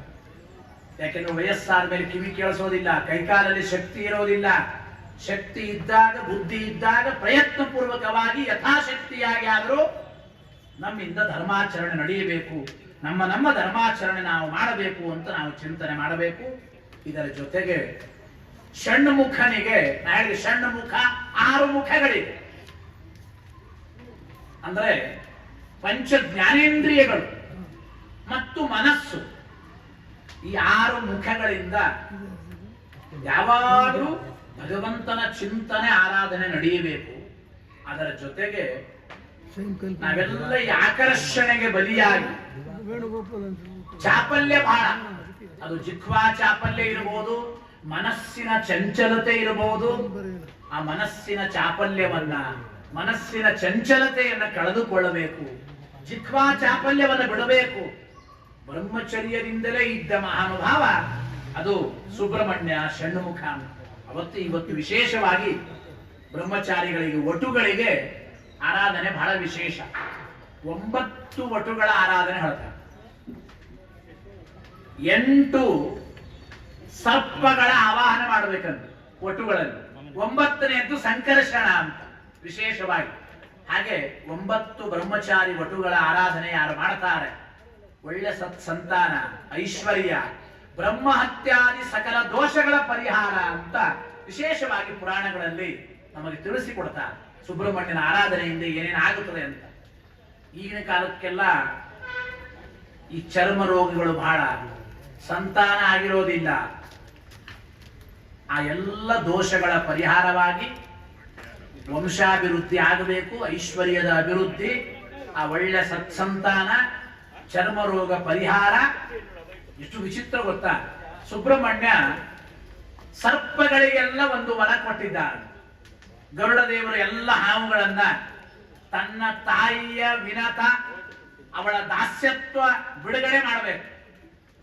ಅದಕ್ಕಾಗಿ ಎಲ್ಲ ಹಾವುಗಳನ್ನು ತಿನ್ನುವಾಗ ಹಾವುಗಳಿಗೆಲ್ಲ ಅಭಯ ಪ್ರದಾನ ಮಾಡಿ, ಸುಬ್ರಹ್ಮಣ್ಯ ಸ್ಕಂದ, ನಿಮ್ಮ ರೂಪದಲ್ಲಿ ನಾನು ಆರಾಧನೆಯನ್ನ ಪೂಜೆಯನ್ನು ಸ್ವೀಕಾರ ಮಾಡುತ್ತೇನೆ ಜಗತ್ತಿನಲ್ಲಿ. ಅದಕ್ಕೆ ಸರ್ಪದ ರೂಪದಲ್ಲಿ ಆ ಸುಬ್ರಹ್ಮಣ್ಯನ ಆರಾಧನೆ ನಡೆಯಿತು. ಹಾವೇ ಸುಬ್ರಹ್ಮಣ್ಯ ಅಲ್ಲ, ಆ ಸರ್ಪವೇ ಷಣ್ಮುಖ ಅಲ್ಲ, ಸರ್ಪಾಕಾರದಲ್ಲಿ ಷಣ್ಮುಖನ ಆರಾಧನೆ ಪೂಜೆ ನಡೆಯತಕ್ಕಂಥದ್ದು. ಅಂದ್ರೆ ಆ ಸರ್ಪದ ಆಕಾರದಲ್ಲಿ ಯಾರು ನನ್ನ ಆರಾಧನೆ ಮಾಡ್ತಾರೆ ಅವರ ಎಲ್ಲ ಚರ್ಮ ರೋಗಗಳನ್ನು ನಾನು ಪರಿಹಾರ ಮಾಡ್ತೇನೆ. ಸರ್ಪ ಹಾವು ಪರಿ ಬಿಡುತ್ತದೋ ಇಲ್ಲೋ, ಹಾವು ದೇಹದ ಮೇಲಿನ ಪರಿ ಬಿಡುತ್ತದೋ ನೋಡಿ, ಎಷ್ಟು ಲಿಂಕ್ ಇದೆ ಸರಿಯಾಗಿ ನಮ್ಮ ಪ್ರಾಚೀನರು ಮಾಡಿರತಕ್ಕಂಥದ್ದು. ನಾವು ಕೂಡ ದೇಹಾಭಿಮಾನ ಬಿಡಬೇಕು, ಬ್ರಹ್ಮಚರ್ಯದ ಸಂಪಾದನೆಯಲ್ಲಿ ನಾವಿರಬೇಕು. ಸರಿಯಾದ ಬ್ರಹ್ಮಚರ್ಯ ಅಂದ್ರೆ ಯಾರು ಮದುವೆ ಆಗಬಾರ್ದು ಅಂತ ಅರ್ಥ ಅಲ್ಲ. ತಾನು ತನ್ನ ಹೆಂಡತಿಯ ಜೊತೆಗೆ ಮಾತ್ರ ಇದ್ರೆ ಸಾಕದು ದೊಡ್ಡ ಬ್ರಹ್ಮಚರ್ಯ ಅಂತ ಜನರಿಗೆಲ್ಲ ಹೇಳುವಾಗ. ಬ್ರಹ್ಮಚಾರಿಯಾಗಿದ್ದಾಗಂತೂ ಸರಿಯೇ ಸರಿ. ನಿಜವಾದ ಬ್ರಹ್ಮಚರ್ಯದಿಂದ ಜೀವನ ಪರಿಪಾಲನೆ ಮಾಡಬೇಕು, ಜೊತೆಗೆ ದೇಹಾಭಿಮಾನ ಬಿಡಬೇಕು. ನಾನು ನನ್ನದು ಎಂಬ ಅಭಿಮಾನ ಬಿಡಬೇಕು. ಅದು ಆ ಸರ್ಪದ ದೇಹದ ಮುಖಾಂತರ ಸುಬ್ರಹ್ಮಣ್ಯ ನಮಗೆ ತಿಳಿಸಿಕೊಡ್ತಾ ಇದ್ದ. ಆ ಸರ್ಪ ಏನು ಪರಿಯನ್ನ ಬಿಡುತ್ತದೆ, ಆ ರೀತಿ ನಾವು ಕೇವಲ ಬ್ಯೂಟಿ ಪಾರ್ಲರ್ಗೆ ಹೋಗಿ ಎಷ್ಟು ಅಲಂಕಾರ ಮಾಡಿಕೊಳ್ತೇವೆ, ಏನು ಮಾಡಿಕೊಳ್ತೇವೆ. ಏನಾದರೂ ಈ ದೇಹ ಅಶಾಶ್ವತವೇ.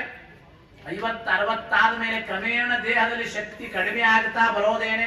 ನೀ ಎಷ್ಟು ಬೇಕಾದಷ್ಟು ಮಿಸ್ ಹೊರಡಾಗು, ಆಯುಷ್ಯ ಮುಗಿದ ಮೇಲೆ ಮುಗಿದು ಹೋಯ್ತು. ಇರುವಾಗ ಮೊದಲು ಸಾಧನೆ ಮಾಡು. ಆ ಎಚ್ಚರಿಕೆಯನ್ನ ಜಗತ್ತಿಗೆ, ಎಲ್ಲ ಜೀವರಿಗೆ ಸುಬ್ರಹ್ಮಣ್ಯ ವಿಶೇಷವಾಗಿ ನಮಗೆ ಕೊಟ್ಟಿದ್ದಾನೆ ಅಂತ ಚಿಂತನೆ ಮಾಡಬೇಕು. ಆದ್ದರಿಂದ ಸರ್ಪದ ಆಕಾರದಲ್ಲಿ ಆ ಸುಬ್ರಹ್ಮಣ್ಯನ ಆರಾಧನೆ ನಡೆಯುತ್ತದೆ ವಿಶೇಷವಾಗಿ. ಜೊತೆಗೆ ನೋಡಿ, ಸುಬ್ರಹ್ಮಣ್ಯನಿಗೆ ವಾಹನ ನವಿಲು. ನವಿಲು ಅಂದ್ರೆ ಒಳ್ಳೆ ಆಕರ್ಷಕವಾಗಿರತಕ್ಕಂತಹ, ವಿಶಿಷ್ಟವಾಗಿರತಕ್ಕಂತಹ ಒಂದು ಪುಟ್ಟ ನವಿಲ ಮೇಲೆ ಇವನೇನು ಸಂಚಾರ ಮಾಡ್ತಾನೆ. ನವಿಲು ವಾಹನ. ಆದ್ದರಿಂದ ನವಿಲು ಅಂದ್ರೆ ಈ ಗುಡುಗು ಸಿಡಿಲು ಮಿಂಚುಗಳಿಗೆ ಗಾಬರಿಯಾಗಿ ನರ್ತನೆ ಮಾಡ್ತದೆ, ಕುಣಿತದ. ಹೌದೋ ಇಲ್ಲ? ನಮ್ಗೆಲ್ಲ ಜೀವನ ಹಣೆ ಬರ ಹಾಗೇನೆ. ಆಕರ್ಷಕವಾದ ಪದಾರ್ಥ ನೋಡಿದ್ರೆ ನಾವು ಕುಣಿತೇವೆ. ಎಷ್ಟು ಚೆನ್ನಾಗಿದೆ, ಬೇಕು ಬೇಕು ಬೇಕು ಅಂತ. ನಮ್ಮ ಹತ್ರ ಒಂದು ಸೆಲ್ ಇದೆ, ಮಾರ್ಕೆಟ್ ಅಲ್ಲಿ ಹೊಸ ಮಾಡಲ್ ಬಂದ್ರೆ ಅದು ಬೇಕು ಅದು ಬೇಕು. ಅಪ್ಪ ಅಮ್ಮನ ಮುಂದೆ ಕುಣಿತೇವೆ, ಆ ಹುಡುಗಿನೇ ಬೇಕು. ಕೇವಲ ಆಕರ್ಷಣೆಗೆ, ಆ ವಾಸನೆಗೆ ಒಳಗಾಗಿ, ಆಕರ್ಷಣೆಗೆ ಬಲಿಯಾಗಿ ನಮ್ಮ ಜೀವನದ ಸಾಧನೆಯನ್ನ, ಆತ್ಮೋದ್ಧಾರವನ್ನ ಮರೆತು ಯಾವಾಗಲೂ ಈ ವಿಷಯ ಪದಾರ್ಥಗಳ ಮಧ್ಯದಲ್ಲೇ ಕುಣಿತೇವೆ, ಒದ್ದಾಡ್ತೇವಲ್ಲ. ಇದು ಮಾಡಬೇಡಿ ಎಂಬ ಸಂದೇಶ ಆ ನವಿಲನ್ನ ಮೆಟ್ಟಿ ನವಿಲ ಮೇಲೆ ಕೂತಿದ್ದಾನೆ ಆ ಒಂದು ಷಣ್ಮುಖ ಸುಬ್ರಹ್ಮಣ್ಯ. ಆಕರ್ಷಣೆಗೆ ಬಲಿಯಾಗಿ ಧರ್ಮ ಬಿಡಬೇಡಿ ಎಂಬ ಸಂದೇಶವನ್ನ ಇದರ ಜೊತೆಗೆ ನವಿಲು ಅಂದ್ರೆ ಬಹಳ ತೋರಿಸ್ಕೊಳ್ತದೆ. ಹೌದೋ ಇಲ್ಲ? ಒಳ್ಳೆ ರೆಕ್ಕೆಗಳನ್ನೆಲ್ಲ ಹರಡಿ ಬ್ಲೂ ಕಲರ್ ಇರ್ತದೆ, ಒಳ್ಳೆ ಆಕರ್ಷಣೆ. ನಮಗೆಲ್ಲ ಹಣೆ ಬರ ಏನ್ ಗೊತ್ತಾ, ತೋರಿಸಿಕೊಳ್ಳೋದೇ ಬಹಳ. ಮಾಡೋ ಧರ್ಮನೇ ಕಡಿಮೆ, ಹಾಗೆ ಮಾಡಿವೆ ಹೀಗೆ ಮಾಡಿವೆ ಅಂತ. ದೇವಸ್ಥಾನಕ್ಕೆ ಬೇಕಾದಷ್ಟು ದಾನ ಧರ್ಮ ಮಾಡ್ತಿರ್ತಾನೆ. ಯಾತಕ್ಕೆ? ಜನ ನೋಡ್ಲಿ, ನನ್ನ ಹೆಸರು ಹೇಳಲಿ. ಒಬ್ಬನ ಯಾವನೋ ದೇವಸ್ಥಾನಕ್ಕೆ ಪಾಪ ಫ್ಯಾನ್ ದಾನ ಮಾಡಿದ. ಬಹಳ ಸೆಕೆ, ಅವ್ರು ಫ್ಯಾನ್ ಹಚ್ಕೊಂಡು ಕೂತರು. ಪಾಪ ದೇವಸ್ಥಾನ ಬಂದು ಭಕ್ತರು ಅವನು ಫ್ಯಾನ್ ಆಫ್ ಮಾಡಿಬಿಟ್ಟು, ಇಲ್ರಿ ಸೆಕೆ ಇದೆ, ಫ್ಯಾನ್ ಯಾಕೆ ಆಫ್ ಮಾಡ್ತೇವೆ? ಅವನು ಹೇಳಿದ, ಫ್ಯಾನ್ ಕೊಟ್ಟವನು, ನೀವು ಫ್ಯಾನ್ ಹಚ್ಕೊಂಡು ಕೂತು ಬಿಟ್ಟು ಅದು ತಿರುಗುತ್ತಾ ಇದ್ರೆ ಅಲ್ಲಿ ನಮ್ಮ ಹೆಸರು ಬರೆದಿದ್ದಾರೆ ಕಾಣಿಸಲ್ಲ ಅಂದ. ಆ ರೀತಿ ಅವನು ಫ್ಯಾನ್ ಆಫ್ ಮಾಡ್ತಾನೆ ಇದ್ದ, ಇವ್ರು ಹಚ್ತಾನೆ ಇದ್ರು, ಹಾಗಾಗುತ್ತದೆ. ಕೇವಲ ಕೀರ್ತಿಯ ದೃಷ್ಟಿಯಿಂದ ತೋರಿಸಿಕೊಳ್ಳೋದಕ್ಕಾಗಿ ನಾವು ಧರ್ಮಾಚರಣೆ ಮಾಡ್ತೇವೆ. ನವಿಲು ಬರೀ ಪ್ರದರ್ಶನ ಮಾಡುವ ಒಂದು ಪಕ್ಷಿ ಅಲ್ವಾ? ಜೀವನ ಪ್ರದರ್ಶನಕ್ಕಾಗಿ ಇರಬಾರದು, ನಮ್ಮ ಜೀವನ ಇದು ಸಾಧನಕ್ಕಾಗಿ ಇರಬೇಕು ಎಂಬ ಸಂದೇಶ ನವಿಲ ಮೇಲೆ ಕೂತು ಸುಬ್ರಹ್ಮಣ್ಯ ನಮಗೆ ತಿಳಿಸಿಕೊಡ್ತಾರೆ. ಸಾಧನ ಶರೀರವಿದು ನೀ ದಯದಿ ಕೊಟ್ಟದ್ದು. ಎಷ್ಟು ಅದ್ಭುತವಾದ ಮಾತನ್ನು ಹರಿದಾಸರು ನಮಗೆ ತಿಳಿಸಿಕೊಟ್ಟಿದ್ದಾರೆ. ಇದು ಸಾಧನ ಶರೀರ, ಇದು ಹಾಳು ಮಾಡಿಕೊಳ್ಳಬೇಡಿ. ಆಕರ್ಷಣೆಗೆ ಬಲಿಯಾಗಿ ಕೇವಲ ಯಾವುದೋ ಕ್ಷುಲ್ಲಕವಾದ ಪ್ರದರ್ಶನವನ್ನು ಮಾತ್ರ ಮಾಡುತ್ತಾ ಕೂಡಬೇಡಿ. ಅದೆಲ್ಲ ತಾತ್ಕಾಲಿಕವೇ.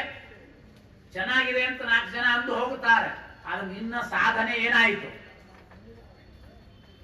ಬಲಗೈಯಿಂದ ಕೊಟ್ಟ ದಾನ ಎಡಗೈ ಗೊತ್ತಾಗಬಾರದು ಅಂತ ನೋಡಿ, ಅವನ ಹೆಸರೇ ಆಗಿದೆ, ಎಷ್ಟು ಚೆನ್ನಾಗಿದೆ, ಗುಹ ಅಂತ. ಸುಬ್ರಹ್ಮಣ್ಯ ಇನ್ನೊಂದು ಹೆಸರು ಗುಹ.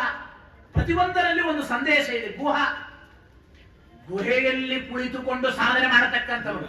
ಮುಖ್ಯವಾದ ಸಾಧನೆ ಇರಬೇಕು. ಹೇಳದಲ್ಲ, ಎಷ್ಟು ವಿಚಿತ್ರ ಅಂದ್ರೆ ಶಾಸ್ತ್ರದಲ್ಲಿ ಮಾಡಿದ ಪಾಪವನ್ನ ಹೇಳಿಕೊಳ್ಬೇಕಂತ ಪರಿಹಾರ ಆಗುತ್ತೆ. 100 ಜನ ಸೇರಿದ್ದೇವಲ್ಲ, ಅಯ್ಯೋ ಇಂಥ ಪಾಪ ನಾನು ಮಾಡಬಾರದಾಗಿತ್ತು, ಪಾಪ ಹೇಳಿಕೊಂಡ್ರೆ ಪರಿಹಾರ, ಪುಣ್ಯ ಹೇಳಿಕೊಂಡ್ರೆ ಅದು ಪರಿಹಾರ. ಗೋವಿಂದವೇ, ಪುಣ್ಯ ಎಲ್ಲ ನಷ್ಟ ಆಗಿ ಹೋಗುತ್ತೆ. ನಾವು ಸ್ವಲ್ಪ ರಿವರ್ಸ್ ಮಾಡ್ತೇವೆ. ಮಾಡಿದ ಪಾಪ ಹೇಳಿಕೊಳ್ಳಲ್ಲ, ಪುಣ್ಯ ಹೇಳಿಕೊಳ್ಳಬಾರದು, ಅದನ್ನು ಹೇಳಿಕೊಳ್ತೇವೆ. ಅದಕ್ಕೆ ಸುಬ್ರಹ್ಮಣ್ಯ ಹೇಳೋದಿದೇನೆ, ಗುಹ ಮುಖ್ಯವಾಗಿ ಏಕಾಂತದಲ್ಲಿದ್ದು ಭಗವಂತನ ಚಿಂತನ ಮಂಥನ ಮಾಡಿ, ಆ ಭಗವಂತ ಮಾಡಿದ ಅನಂತ ಉಪಕಾರಕ್ಕಾಗಿ ಆ ಭಗವಂತನ ಸ್ಮರಣೆ ಎಷ್ಟು ಮಾಡಿದರೂ ಕಡಿಮೆನೆ. ಎಲ್ಲಿದ್ದಾನೆ ಭಗವಂತ, ದೇವರು ಎಲ್ಲಿದ್ದಾನೆಂಬ ಪ್ರಶ್ನೆ ಬೇರೆ. ಅದನ್ನು ವಿಶೇಷವಾಗಿ ಭಗವಂತನ ಅಸ್ತಿತ್ವವನ್ನು ಪ್ರತಿಯೊಬ್ಬರ ಅನುಭವಕ್ಕೂ ನಾವು ತಂದುಕೊಡಬಹುದು ಯಾವಾಗಲೂ ಕೂಡ. ಅದನ್ನ ಸುಬ್ರಹ್ಮಣ್ಯ ತಿಳಿಸ್ತಾ, ಏಕಾಂತದಲ್ಲಿ ನೀವು ಚಿಂತನೆ ಮಾಡಿ, ಏಕಾಂತದಲ್ಲಿ ಭಗವಂತನ ಬಗ್ಗೆ ಚಿಂತನೆ ಮಾಡಿದರೆ ದೇವರ ಉಪಕಾರ ಏನು ಗೊತ್ತಾಗುತ್ತೆ. ಎಲ್ಲವೂ ಆರಾಮಾಗಿ ನ್ಯಾಚುರಲ್ ಆಗಿ ನಡೆಯುತ್ತದೆ ಅಂತ ಅನ್ಕೊಳ್ಬೇಡಿ. ತೇನ ವಿನಾ ತೃಣಮಪಿ ನ ಚಲತಿ. ಮಗ ಬೇಕಾದಷ್ಟು ಶಾಸ್ತ್ರಾಧ್ಯಯನಗಳನ್ನು ಮಾಡಿ 16 ವರ್ಷ ದೊಡ್ಡ ಪಂಡಿತನಾಗಿ ಮನೆಗೆ ಬಂದ. ಎಲ್ಲಿದ್ದಾನ್ ದೇವರು ಅಂದ. ಮದನ್ಯೋ ಜಗದೀಶ್ವರ. ಹಿರಣ್ಯಕಶಿಪು ಕಂಪನಿ ನಾನೇ ದೇವರು ಅಂತ ಶುರು ಮಾಡಿದ. ನನಗಿಂತ ಭಿನ್ನನಾದ ಇನ್ನೊಬ್ಬ ಎಲ್ಲಿ ದೇವರಿದ್ದಾನೆ? ಮಾಧವನೆಲ್ಲಿಹ ತನುಜಾತ. ಹಿರಣ್ಯಕಶಿಪು ಕೇಳ್ತಾ ಇದ್ದ. ಪ್ರಹ್ಲಾದರಾಜರಂದ್ರು ಅವನು ಕೇಳಿದ್ದಕ್ಕೆ, ಮಾಧವನೆಲ್ಲಿಹ ತನುಜಾತ, ಅವನೆಲ್ಲೆಲ್ಲಿಹನೋ ಎಲೆತಾತ, ಭೂಜಲ ಯೋಮಗಳಿಹನೇನು, ಅವನಿಲ್ಲದ ಸ್ಥಳಗಳು ಉಂಟೇನು, ಎಳ್ಳು ಮನೆಯ ಪಳ್ಳು ಬಿಡದೆ ಒಳಗೆ ಹೊರಗೆ ಎಲ್ಲ ಠಾವಿನಲ್ಲಿ ಲಕುಮಿನಲ್ಲನಿದ್ದಾನೆ, ರಮಾನಲ್ಲನಿದ್ದಾನೆ, ಚಿಂತ್ಯಾಕೆ ಮಾಡುತ್ತಿದ್ದಿ ಚಿನ್ಮಯನಿದ್ದಾನೆ. ದಾಸರು ಆ ಪ್ರಹ್ಲಾದರಾಜರ ಮಾತನ್ನ ಕನ್ನಡದಲ್ಲಿ ಬಹಳ ಚೆನ್ನಾಗಿ ಶಾಸ್ತ್ರೀಯವಾದ ಮಾತನ್ನ ಹೇಳಿದ್ದಾರೆ. ಎಲ್ಲಿದ್ದಾನೆ ದೇವರು ಅಂದ್ರೆ, ನಾನು ಬೇಕಾದಷ್ಟು ಆಚಾರ ವಿಚಾರ ಮಾಡಿ ಮೈಗೆ ದಾನ ಧರ್ಮ ಪಾಠ ಪ್ರವಚನ ಎಲ್ಲ ಮಾಡ್ತೇವೆ, ಆದ್ರೂ ನಿಮ್ ದೇವರು ಕಣ್ಣಿಗೆ ಕಾಣಿಸಿಲ್ಲ. ಎಲ್ಲಿದ್ದಾನೆ ದೇವರು ಅಂತ ಬಹಳ ಜನ ಕೇಳೋ ಪ್ರಶ್ನೆನೇ ಇದೆ ಇವತ್ತು. ಎಲ್ಲಿದ್ದಾನೆ ದೇವರು? ನಾವು ಬೇಕಾದಷ್ಟು ದೇವರು ದಿಂಡ್ರು ಎಲ್ಲ ಅಂತೇವೆ. ಎಲ್ಲಿದ್ದಾನೆ ದೇವರು? ನಮ್ಮ ಅನುಭವಕ್ಕೆ ಬಂದಿಲ್ಲ, ಕಾಣಿಸಿಲ್ಲ. ನಿಜಾನೇ, ಕಾಣಿಸಿಲ್ಲ. ಕಣ್ಣಿಗೆ ಕಂಡದ್ದಷ್ಟೇ ಸತ್ಯ ಅಲ್ಲ. ಅನೇಕ ವೈದ್ಯರು ವಿಜ್ಞಾನಿಗಳು ಕಣ್ಣಿಗೆ ಕಾಣದ ಅನಂತ ಸತ್ಯಗಳು ಇವತ್ತು ಉಂಟು, ಅದನ್ನು ಒಪ್ಪಿದ್ದ. ದೇವರೇ ಇಲ್ಲ ಅಂತ ಮಗನಿಗೆ ಅಪ್ಪ ಹೇಳಿದ, ಹೆಂಡತಿಗೆ ಹೇಳಿ ಪಂಚಭಕ್ಷ ಪರಮಾನ್ನ ಮಾಡಿ ಊಟಕ್ಕೆ ಹಾಕಿದ್ದಾನಂತವರು. ಒಳ್ಳೆ ಬೋಂಡ ಜಿಲೇಬಿ ಬೇಕಾದಷ್ಟು ಹೊಟ್ಟೆ ತುಂಬ ಊಟಕ್ಕೆ ಹಾಕಿದ ಅಪ್ಪ. ಎಷ್ಟು ಊಟ ಮಾಡಿದ್ದೆ ಅಷ್ಟೇ ಪದಾರ್ಥ ಒಂದು ಬಾಕ್ಸ್ ಅಲ್ಲಿ ಹಾಕಿಡು ಅಂತ ಇನ್ನೊಂದು ಬಾಕ್ಸ್ ಅಲ್ಲಿ ಹಾಕಿಟ್ಟ ಅವನು. ಒಳ್ಳೆ ಊಟ ಆಯಿತು, ತಾಂಬೂಲ ಸೇವನ ಆಗಿ ಮನೆಗೆ. ಮರುದಿನ ಬೆಳಿಗ್ಗೆ ಎದ್ದು ಮಗ ಬಂದ. ಅಪ್ಪ ಕೇಳಿದ, ರಾತ್ರಿ ಚೆನ್ನಾಗಿತ್ತ ಊಟ? ಓ, ಬಹಳ ಪಂಚಭಕ್ಷ ಪರಮಾನ್ನ. ದೇವರು ಇಲ್ಲ ಅಂದದ್ದಕ್ಕೆ ಪಂಚಭಕ್ಷ ಪರಮಾನ್ನದ ಊಟ ಆಯಿತು ಅಂತ ಹೇಳಿ. ಸರಿ, ತಿಂದ ಆಹಾರ ಎಲ್ಲಿ ಹೋಯ್ತು ಅಂತ ಕೇಳಿದ. ನೀನು ಬೇಕಾದಷ್ಟು ಒಳ್ಳೆ ಊಟ ಮಾಡಿದ್ದಿ, ಎಲ್ಲಿದೆ ಈಗ? ತಿಂದ್ಬಿಟ್ಟಿದ್ದೇನೆ, ಎಲ್ಲ ಕರೆಗೆ ಹೋಯ್ತು, ಎಲ್ಲ ಜೀರ್ಣ ಆಯ್ತು. ಸರಿ, ನೀ ತಿಂದಷ್ಟೇ ಪದಾರ್ಥ ಇನ್ನೊಂದು ಬಾಕ್ಸ್ ಅಲ್ಲಿ ಹಾಕಿಟ್ಟಿದ್ದೀಯಲ್ಲ, ಆ ಬಾಕ್ಸ್ ತಗೊಂಬ. ತಂದ ಬಾಕ್ಸ್ ಓಪನ್ ಮಾಡಿ ನೋಡಿದ, ಕೆಟ್ಟ ಕೊಳಕು ವಾಸನೆ ಬರ್ತಾ ಇದೆ. ಎಲ್ಲ ಅನ್ನ, ಹುಳಿ, ಸಾರು, ಮಜ್ಜಿಗೆ, ಸ್ವೀಟು, ಖಾರ ಎಲ್ಲ ಹಾಕಿದ್ದ ಒಂದು ಬಾಕ್ಸ್ ಅಲ್ಲಿ. ಅದು ಹಳಸಿ ಹೋಗಿದೆ, ವಾಸನೆ ಬರ್ತಾ ಇದೆ. ಅಪ್ಪ ಹೇಳಿದ, ನೀ ತಿಂದದ್ದು ಜೀರ್ಣ ಆಗಿದೆ, ಬಾಕ್ಸ್ ಅಲ್ಲಿ ಇದ್ದದ್ದು ಮಾತ್ರ ಹಳಸಿ ಹೋಗಿ ಕೊಳತು ವಾಸನೆ ಬರ್ತಾ ಇದೆ. ನೀ ತಿಂದದ್ದು ದೇಹದಲ್ಲಿ ಬೆಳಿಗ್ಗೆ ಎದ್ದು ಹೀಗೆ ಕೊಳತು ವಾಸನೆ ಬಂದ್ರೆ ಗತಿ ಏನು? ನೀ ತಿಂದ ಆಹಾರ ಜೀರ್ಣ ಆದದ್ದು ಹೇಗೆ? ಈ ನಿನ್ನ ಪ್ರಯತ್ನದಿಂದ ಜೀರ್ಣ ಮಾಡಿಕೊಂಡ್ಯಾ? ನಮಗೂ ತಿನ್ಲಿಕ್ಕೂ ಸರಿಯಾಗಿ ಬರಲ್ರಿ. ಹಿಂದಿನವರೆಲ್ಲ ಚೆನ್ನಾಗಿ ತಿಂತಾ ಇದ್ರು, ಪದಾರ್ಥದಲ್ಲಿಯೂ ಶಕ್ತಿ ಇತ್ತು, ತಿನ್ನೋರಲ್ಲಿಯೂ ಶಕ್ತಿ ಇತ್ತು. ಹಿಂದೆ ಒಳ್ಳೆ ಶಕ್ತಿ ಇತ್ತು. ಈಗೆಲ್ಲ ಹೈಬ್ರಿಡ್ ಮಯ, ಪದಾರ್ಥದಲ್ಲಿಯೂ ಶಕ್ತಿ ಇಲ್ಲ, ತಿನ್ನೋರಲ್ಲಿಯೂ ಶಕ್ತಿ ಇಲ್ಲ. ಈಗೆಲ್ಲ ಅಪ್ಪ ಹೇಳಿದ, ನೀ ತಿಂದ ಆಹಾರ ಜೀರ್ಣ ಆದದ್ದು ಹೇಗೆ? ನಿನ್ನ ಪ್ರಯತ್ನ ಏನಿದೆ ಯೋಚನೆ ಮಾಡಲ್ಲಿ. ನೀನೇನು ಮಿಕ್ಸರ್ ಗ್ರೈಂಡರ್ ಒಳಗಡೆ ಹೇಗೆ ಮಿಕ್ಸ್ ಆಯ್ತು, ಅದೆಲ್ಲ ಹೇಗೆ ಗ್ರ್ಯಾಂಡ್ ಆಯ್ತು? ತಿಂದದ್ದು ಒಂದೇ ಅನ್ನ, ಹುಳಿ ಅನ್ನ, ಒಂದೇ ಅನ್ನ ಸಾಂಬಾರು, ಗಟ್ಟಿ ಎಲುಬಾಗಬೇಕು, ರಕ್ತ ಆಗ್ಬೇಕು, ಮಾಂಸ ಆಗ್ಬೇಕು, ಫಲಸು ಪದಾರ್ಥ ಮಲಮೂತ್ರ ವಿಸರ್ಜನೆ ದ್ವಾರ ಹೊರಗೆ ಬರ್ಬೇಕು. ಯಾರು ಮಾಡ್ತಾರೆ ಇದನ್ನ? ದೇವರೇ ಇಲ್ಲ ಅಂದ್ರೆ ಯೋಚನೆ ಮಾಡಿ. ಏಕಾಂತದಲ್ಲಿ ಪ್ರತಿಯೊಬ್ಬ ಜೀವರು ಕೂಡ ಎಷ್ಟೇ ನಾಸ್ತಿಕರಿರಬಹುದು, ವಿಚಾರವಾದಿಗಳು, ಪ್ರಗತಿಪರ ಚಿಂತಕರು, ಬುದ್ಧಿಜೀವಿಗಳು ಅಂತ ಈಗೆಲ್ಲ ಮಾನವ. ಬುದ್ಧಿಜೀವಿಗಳು ಅಂದ್ರೆ ಈಗಿನ ಕಾಲಕ್ಕೆ ದೇವರು ಧರ್ಮ ಶಾಸ್ತ್ರ ವಿರುದ್ಧವಾಗಿ ಮಾತಾಡಿಬಿಟ್ರು ಬುದ್ಧಿಜೀವಿಗಳು. ಪಾಪ ಪ್ರಗತಿಪರ ಚಿಂತಕರು ಅಂತವರೆಲ್ಲ. ಹಾಗೆ ಯಾರು ಜೀರ್ಣ ಮಾಡ್ತಾರೆ? ನೀನು ಹುಟ್ಟಿ ಬಂದದ್ದು ಹೇಗೆ, ಗರ್ಭದಲ್ಲಿ ಆ ಮಗುವನ್ನ ರಕ್ಷಣೆ ಮಾಡಿದವರು, ಎಲ್ಲವೂ ನ್ಯಾಚುರಲ್ ಅಂತ ಅಲ್ಲಿಕ್ಕೆ ಆಗೋದಿಲ್ಲ. ಭಗವಂತ ನಿಂತು ಮಾಡಿಸಿದ್ರೆ ಉಂಟು. ಅಹಂ ವೈಶ್ವಾನರೋ ಭೂತ್ವ ಪ್ರಾಣಿನಾಂ ದೇಹಮಾಶ್ರಿತ ಪ್ರಾಣಾಪಾನ ಸಮಾಯುಕ್ತಂ ಪಚಾಮ್ಯನ್ನಂ ಚತುರ್ವಿಧಂ. ಗೀತೆಯಲ್ಲಿ ಕೃಷ್ಣ ಪರಮಾತ್ಮ ಹೇಳಿದ ಸಂದೇಶ. ಆದ್ದರಿಂದ ತಿಂದ ಆಹಾರ ಜೀರ್ಣ ಆಗುತ್ತದಲ್ಲ, ದೇವರಿದ್ದಾನೆ ಎಂಬುದಕ್ಕೆ ಇದು ಪ್ರತಿನಿತ್ಯ ಪ್ರತಿಯೊಬ್ಬ ಜೀವನ ಆತ್ಮ ಸಾಕ್ಷಿಯಿಂದ ತಿಳಿಯತಕ್ಕಂಥದ್ದು. ನಾವು ಚಿಂತನೆ ಮಾಡಬೇಕು. ಕಣ್ಣಿಗೆ ಕಾಣಿಸೋದಿಲ್ಲ ಅಂದ್ರೆ ಇದ್ದಾನೆ ನಿಜ. ಕಲಿಯುಗದಲ್ಲಿ ಕಣ್ಣಿಗೆ ಕಾಣಿಸೋದಿಲ್ಲ. ಭಕ್ತಿಯಿಂದ ಭಗವಂತನ ಆರಾಧನೆ ಮಾಡಿದರೆ ಹಿಂದೆ ನಿಂತು ಪರಮಾತ್ಮ ನಿಶ್ಚಿತವಾಗಿ ಪೂರ್ಣಾನುಗ್ರಹ ಮಾಡ್ತಾನೆ. ಅದಕ್ಕೆ ಭಾಗವತದಲ್ಲಿ ಭಗವಂತನಿಗೆ ಅವಿಜ್ಞಾತ ಸಖ ಅಂತ ಕರೀತಾರೆ. ತಿಳಿಯದೆ ಹೆಲ್ಪ್ ಮಾಡೋ ಫ್ರೆಂಡ್ ಅವನು, ಅವಿಜ್ಞಾತ ಸಖ ಅಂತ ಭಗವಂತನಿಗೆ ಕರೀತಾರೆ. ನಮಗ್ ಗೊತ್ತಿಲ್ಲ ಯಾರು ಸಹಾಯ ಮಾಡ್ತಾರೆ, ಎಷ್ಟು ಉಪಕಾರ ಭಗವಂತ ನಾವು ಕೇಳದೇನು ಮಾಡ್ತಾ ಇದ್ದಾನೆ. ನೀರಿನಲ್ಲಿ ಉಪ್ಪು ಕಲಿಸಿದರೆ ಉಪ್ಪು ಕಾಣಿಸೋದಿಲ್ಲ, ನೀರು ಕುಡಿದು ನೋಡ್ರೆ ಉಪ್ಪಿನ ರುಚಿ ಮಾತ್ರ ಹತ್ತಾ ಇದೆ. ನೀರಿನಲ್ಲಿ ಕಲಿಸಿದ ಉಪ್ಪು ಕಾಣಿಸ್ತಾ ಇಲ್ಲ ಅಂದ್ರೆ ಉಪ್ಪೇ ಇಲ್ಲ ಅಂತೀವ, ಉಪ್ಪು ಕರಿಗಿ ಹೋಗಿದೆ. ಹಾಗೆ ವಿಶೇಷವಾಗಿ ಭಗವಂತ ನಮ್ಮೊಳಗೆ ನಿಂತು ಅವಿಜ್ಞಾತ ಸಖನಾಗಿ ಅದೃಶ್ಯನಾಗಿ ನಾವು ಮಾಡುವ ಒಂದು ಸಣ್ಣ ಪುಟ್ಟ ಸತ್ಕರ್ಮಗಳು, ಸಣ್ಣ ಪುಟ್ಟ ಧರ್ಮ ಕಾರ್ಯಗಳು ವ್ಯರ್ಥವಲ್ಲ. ನದೇವ ತೋಷಣಮೃತ. ನಿಶ್ಚಿತವಾಗಿ ಭಗವಂತ ಪೂರ್ಣಾನುಗ್ರಹ ಮಾಡುತ್ತಾನೆ. ನಾವು ಮುಖ್ಯವಾಗಿ ಶ್ರದ್ಧೆಯಿಂದ ವಿಶ್ವಾಸ ಪೂರ್ವಕವಾಗಿ ದೇವರು ಧರ್ಮಶಾಸ್ತ್ರಗಳ ಮೇಲೆ ವಿಶ್ವಾಸ ಇಟ್ಟು ಮುಖ್ಯವಾಗಿ ರಹಸ್ಯವಾಗಿ ಧರ್ಮಾಚರಣೆ ಮಾಡಬೇಕು. ನಾವು ಮಾಡೋದೇ ಕಡಿಮೆ, ತೋರಿಸಿಕೊಳ್ಳೋದೇ ಬಹಳ. ಅದಾಗಬಾರದು ಅಂತೆ ಗುಹ ನಮಗೆ ತಿಳಿಸಿಕೊಡ್ತಾ ಇದ್ದಾನೆ ಅಂತ. ಹುತ್ತದ ಒಳಗೆ ಇರುತ್ತದೆ ಸುಬ್ರಹ್ಮಣ್ಯನ ಆರಾಧನೆ. ಹುತ್ತಿನಲ್ಲೆಲ್ಲ ಮಾಡ್ತಾ ಇರ್ತಾರೋ ಇಲ್ಲೋ ನೋಡಿ. ಹುತ್ತು ಗೆದ್ದಲ ಹುಳಗಳು ಹುತ್ತು ಕಟ್ತವೆ, ಹಾವು ಬಂದು ಸೇರ್ಕೊಳ್ತವೆ. ಸ್ವಂತ ಮನೆ ಮಾಡಬೇಡ್ರಿ, ಬಾಡಿಗೆ ಮನೆಯಲ್ಲೇ ಇರ್ರಿ ಅಂತ ಅಂದ್ರೆ ಹಾಗೆ ಅಭಿಪ್ರಾಯ. ನಾನು ಹೇಳೋದು ಬೆಂಗಳೂರಲ್ಲಿ ಸ್ವಂತ ಮನೆ ಮಾಡೋದು ಕಷ್ಟ ಅಲ್ವಾ ಅಂದ್ರೆ ಅಭಿಪ್ರಾಯ.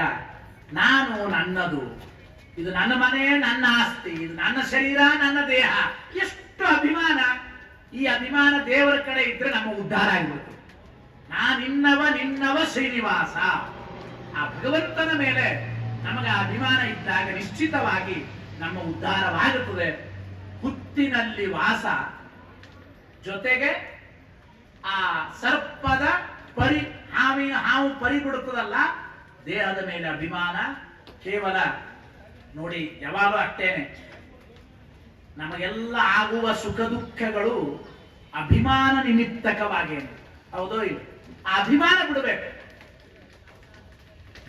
ಭಕ್ತಿ ದೇವರ ಮುಂದೆ ಭಕ್ತಿ ಮಾಡೋದು ಅಂದ್ರೆ ಏನ್ರಿ? ಕೆಲವರೆಲ್ಲ ದಪ್ಪಂತ ಬಿದ್ದು ಬಿಡ್ತಾರೆ ಪಾಪ.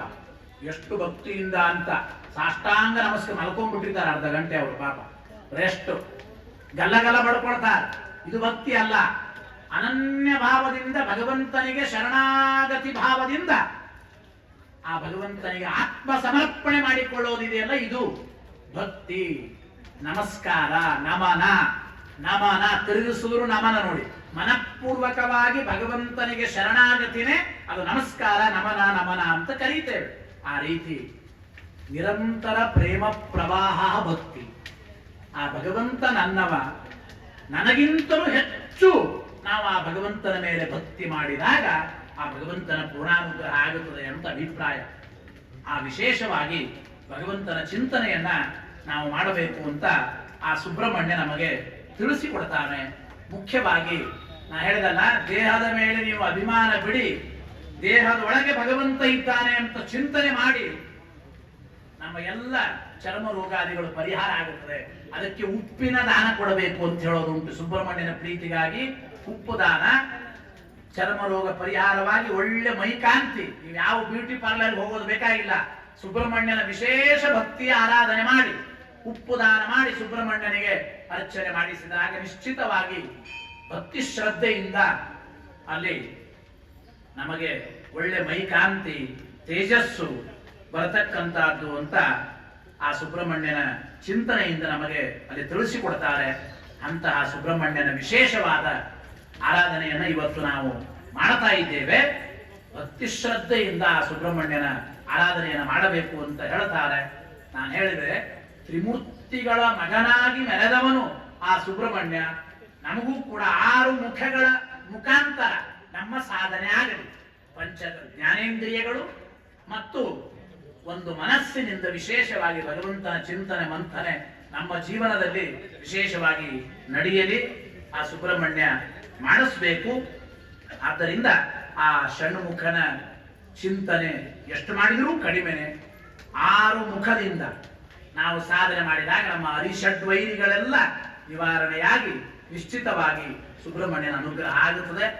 6ನೇ ಬಡಾವಣೆಯಲ್ಲಿರುವ ಕೋರಮಂಗಲದ ಎಲ್ಲ ಭಕ್ತರಿಗೂ ವಿಶೇಷವಾದ ಆ ಮಂಗಲವನ್ನ ಕೋರತ ಆ ಷಣ್ಮುಖನ ಸುಬ್ರಹ್ಮಣ್ಯನ ಅನುಗ್ರಹ ನಿಮಗೆಲ್ಲರಿಗೂ ವಿಶೇಷವಾಗಿ ಆಗಲಿ ಅಂತ ಹೇಳ್ತಾ, ಇನ್ನೊಮ್ಮೆ ಇಲ್ಲಿನ ಎಲ್ಲ ನಮ್ಮ ಶಂಕರವರು, ರಾಮ್ ಪ್ರಸಾದ್ ಅವರು ಮತ್ತು ನಮ್ಮ ಮುನಿಯಪ್ಪನವರು, ಅತ್ಯಂತ ಮುನಿನಾರಾಯಣಪ್ಪನವರು, ಅನೇಕ ಜನ ಪದಾಧಿಕಾರಿ, ಎಲ್ಲ ಅಧಿಕಾರಿಗಳು ಅತ್ಯಂತ ರೀತಿಯ ಅಭಿಮಾನ ಪುರಸ್ಸರವಾಗಿ ಇವತ್ತು ಒಂದು ಅರ್ಧ ಮುಕ್ಕಾಲು ಗಂಟೆ ನೀವು ಆ ಸುಬ್ರಹ್ಮಣ್ಯನ ಮಹಿಮೆ ಹೇಳಬೇಕು ಅಂತ ಹೇಳಿದರು.